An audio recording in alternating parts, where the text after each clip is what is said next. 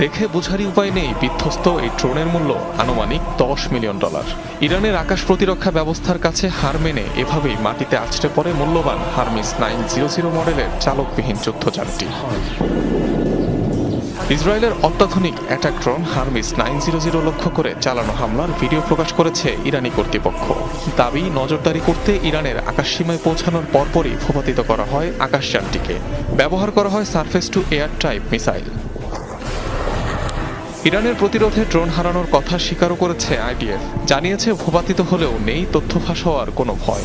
তবে এ ধরনের গুরুত্বপূর্ণ সামরিক যান প্রতিপক্ষের হাতে গেলে নকশাসহ গুরুত্বপূর্ণ তথ্য পাচার হওয়ার সম্ভাবনা থাকে।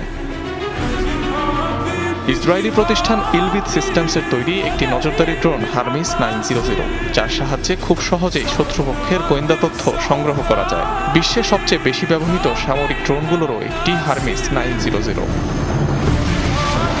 অন্যদিকে বাভার 373 এর মতো উন্নত আকাশ প্রতিরক্ষা ব্যবস্থা রয়েছে ইরানে।